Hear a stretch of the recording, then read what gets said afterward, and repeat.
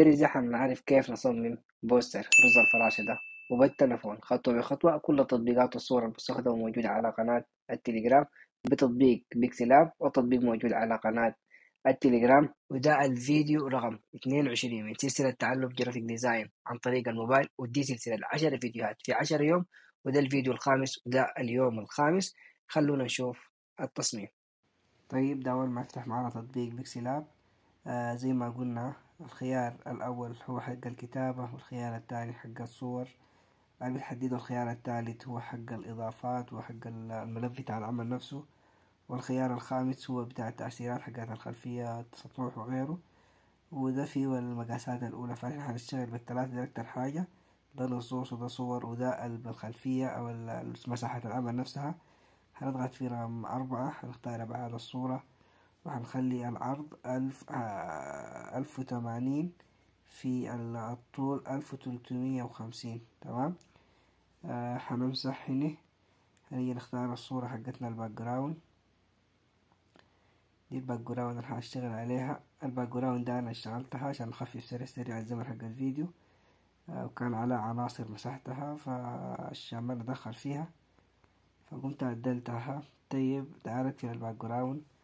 تعال خلينا نختار الصورة بتاعت المنتج حقنا اللي هو الرز بتاع الفراشة. تمام، خلينا نقول ده رز الفراشة هنشتغل عليه والإعلان بتاعنا. وتعال نختار الباراشوت أو المظلة. طيب تمام، نعمل مسح بتاع اللون عشان نمسح اللون الأبيض.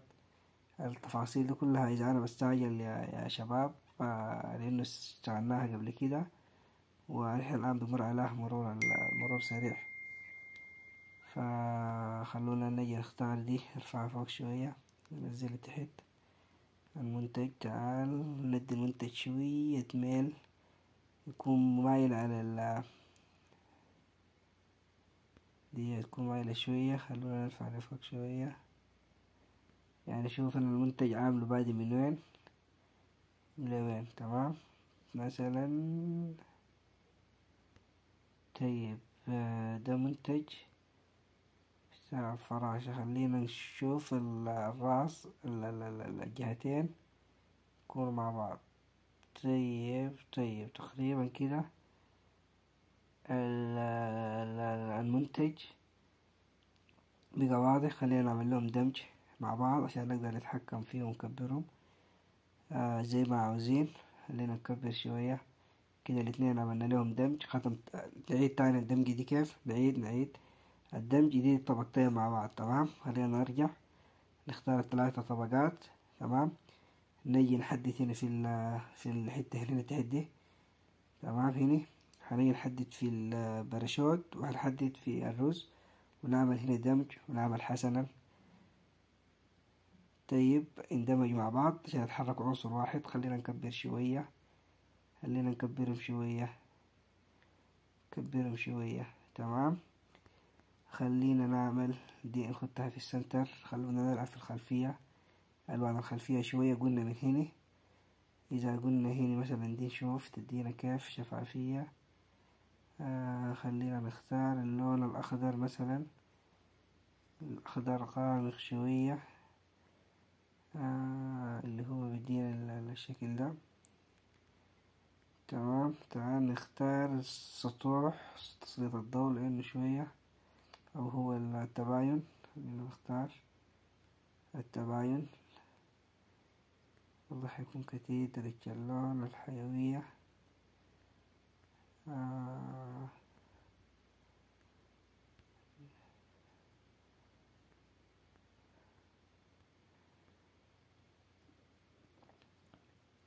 خلينا مثلا نقول نمسك دي. تعال نعمل حاجة اسمها ظل داخلي في العنصر. أوريك ليه. طيب إذا عملنا ظل داخلي باللون الأبيض. تمام. طيب لكن هنعمله كيف. خلينا نرجع. شوف الخطوة دي. تمام، وخلينا نرجع هنا من البداية، نعمل نسخة من العبوة من المنتج ده. تمام. تعال خلينا ندمج جيل مع بعض. تمام، عشان اوريك الان لشنو ديل كده مع بعض. خلينا نكبر ديل الاثنين السوا ده، ديك ما حندمجه معاهم، حنخليه براو. طيب تمام. تعال معلش خلينا نكبر، خلي جزء تحت في الجبل تحت، وجزء فوق السحابة كأنها طايرة. خلينا نحطها في السنتر. وتعال حدد دي كده. تعال شيل دي، أو دي من البداية قبل نكبر ممكن نعمل الخطوة دي عشان المقاس يطلع مع بعض. فأنا مفترض من البداية، لكن ما في مشكلة نقلل الشفافية عشان نوزينها تكون قدر دي تقريبا كده. نزيد الشفافية دي كلها عشان نعمل الظل الداخلي. ممكن كان نعملها من البداية، لكن ما علينا إنه الفكرة تصل. وده المهم يعني إنه الفكرة تصل لكم. ظل داخلي، لا ده ظل خارجي. خلينا نعمل الظل الداخلي على أساس إنه يكون في اللون الأبيض، أبيض اللي هو اللون اللي بالجنبات عشان يكون في دمج خفيف. طيب كده في أبيض. خلينا اللي زاحب تحت الواي دي، نحن دايرين نزح الواي دي شوية تحت الواي دي، ودايرين خلينا نقول يعني هنا التحت دي ما فيها ظل، يعني الظل جايبة جنبات وجايبة فوق. فدي كده فهمتني. حنخط الظل الحتة الفوق دي، لما نخطها كده حتمشي على التحت. يلا انا الحتة التحت بتاعت الفراشة ما عاوز المحلات التحت دي، انا عاوز الظل يجي فوق من هنا. في نفس الوقت تكون حاجة بسيطة، فحنكون نعملها مثلا 5. تمام كده تقريبا الشكل بتاع المنتج معاه الظل بتاعه واضح. حتى الامبريلا دي ممكن نعمل فيها ظل. خلينا نوريك لها كيف الان. ندمج الجيل مع بعض عشان يبقوا عنصر واحد، التحكم يكون فيهم سهل. حسنا. طيب تعال نعمل عشان نخط نعمل ظل تاني. اوريك ليه نستخدم كده. نعمل ظل داخلي عشان التصميم يندمج. فدي شايف في لون اسود، خلينا نعمل نقفل. تعال نعمل مسح بتاع لون اللي هو نمسح فيه اللون الابيض الظهر معنا قبل شوية. تعال هنا تاني، خلينا نختار ظل داخلي. خلينا نختار اللون الابيض اللي هو للفوق. تعال نعمل المسحة، نمسح نخلي بس نخلي التصميم من فوق. ما دايرينها في الشكل ولا عاوزينها في اي حاجة غير انها تكون لنا فوق. الحتة دي كلها تمام، هي حتكون مدموجة لكن حنعملها فوق. طيب عن جاتنا كيف. خلينا اول حاجة نعمل لها، شفت جات كيف لما نكررها. تعال نوريك. عشان الظل الابيض الداخلي ده يبقى عنصر هو نفسه، نعمل نسخ نرفع ده فوق، ندمج الاثنين مع بعض اللي عاوزين نعملهم ظل داخلي باللون الابيض، عشان لما نيجي نمسح التأثير يتحسب كأنه صورة ما يتعمل لنا على الحواف. تعال نعمل ممحاه. تعال خلينا نمسح هنا، نمسح هنا دي كلها، نخلي الظل يجينا من فوق. تمام كده الظل جانا من فوق. شوف كده كيف كده كيف ممكن نجيب تاني الظل.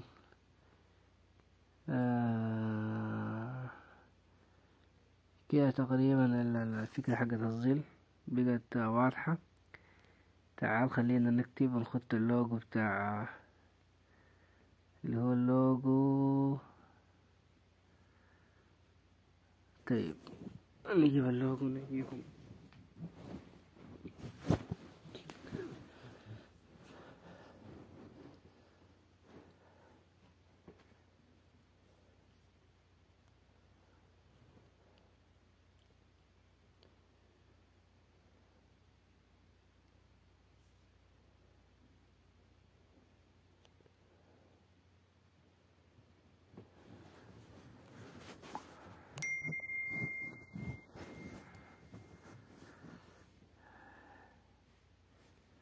طيب نجيب اللوجو بتاع مروج.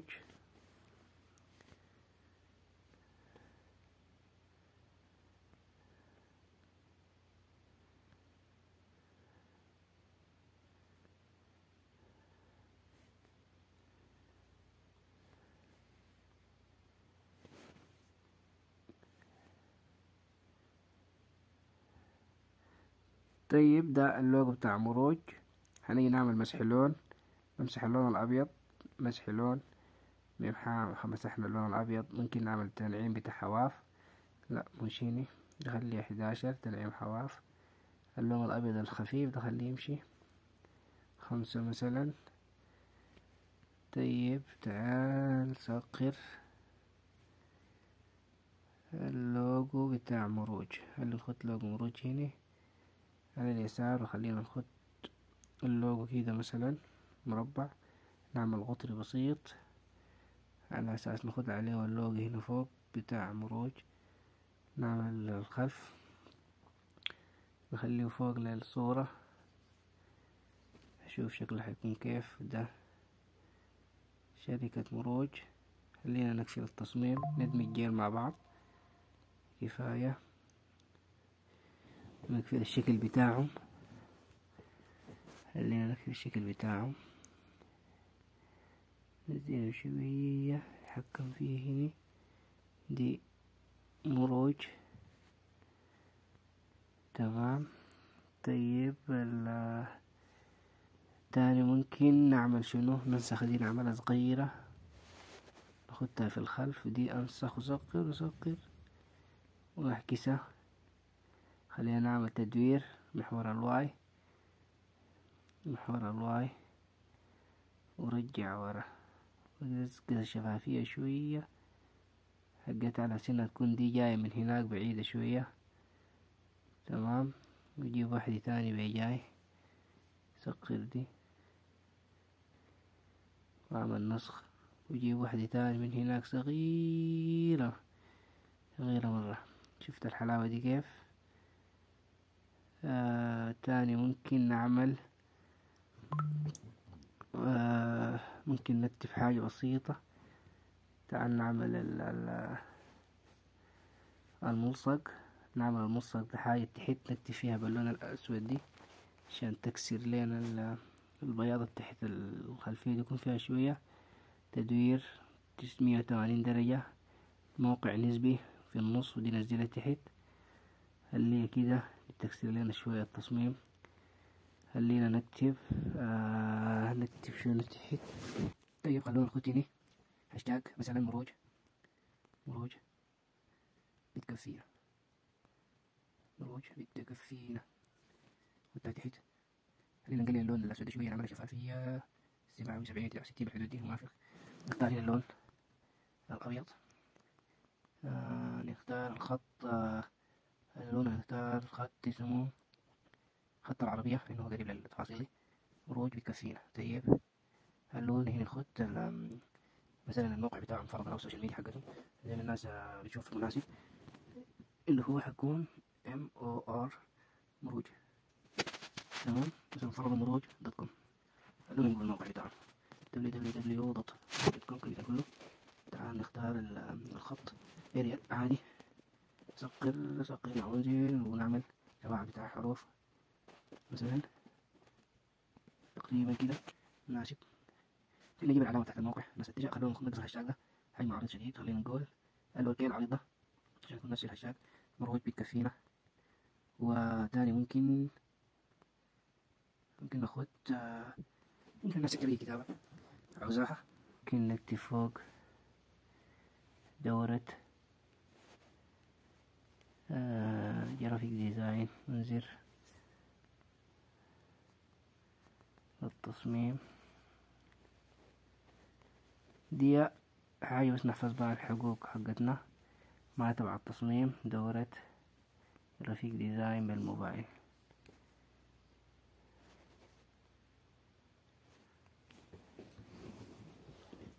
تمام. بس دي نوصل بيها الفكرة حقتنا والتصميم بتاعنا. طيب تقريبا كده التصميم بقى جميل. خلينا ناخد في النص ودينا مروج. المهم الناس تكشف بالراحة بالراحة لحد ما الشكل النهائي يطلع. والله دي اخر مش عارف اني لا داعي، لكن خلينا نسقرها شوية 20.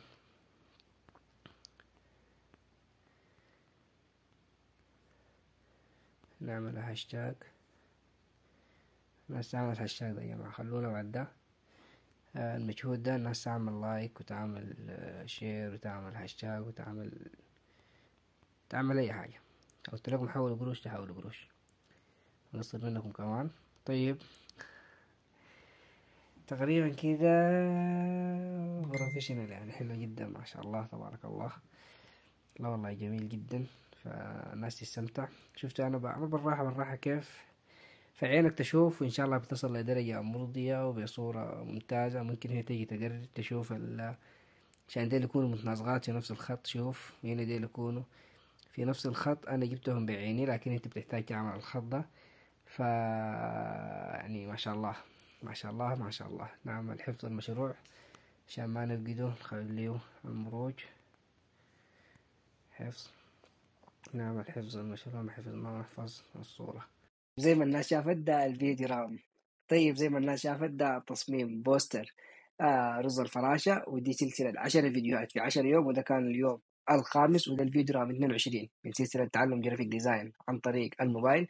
تطبيق بيكسي لاب وتطبيق بيكسي ارت هم موجودين على قناة التليجرام، ممكن تشتغل عليهم وتنزل. وفي الختام بنعتذر جدا من شركة الفراشة إذا استخدمنا المنتج بدون استئذان منكم، فاحفوا لنا في الحاجة دي. أسأل الله سبحانه وتعالى أنه يوفقكم ويوفق الشباب المعاي، ويوفقني